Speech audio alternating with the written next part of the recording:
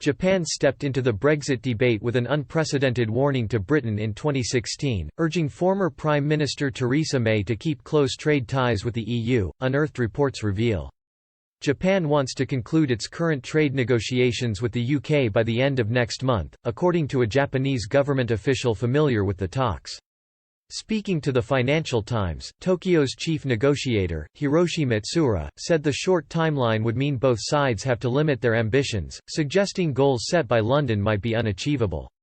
Referring to the Japanese parliament, Mr. Matsuura said, "To avoid a gap in January, we must pass this in the autumn session of the Diet. That means we must complete negotiations by the end of July. The shortage of time means that both sides will have to limit their ambitions."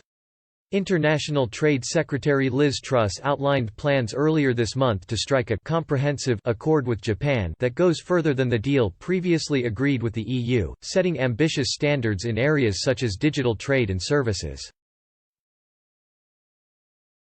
She said, "The agreement will provide more opportunities for businesses and individuals across every region and nation of the UK and help boost our economies following the unprecedented economic challenges posed by coronavirus."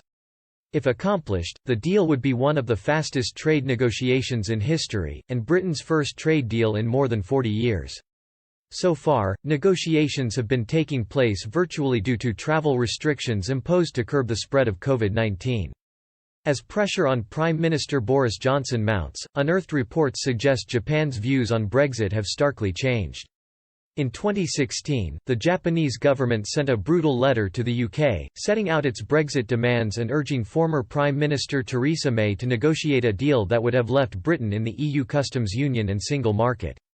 In a 15-page statement, Japan's Ministry of Foreign Affairs headed by Koichi Hagiuda, Deputy Chief Cabinet Secretary and a former aide to the Prime Minister, Shinzo Abe, warned that Japanese businesses would have relocated away from the UK if Brexit resulted in the UK losing many of its single market privileges including so-called passporting rights.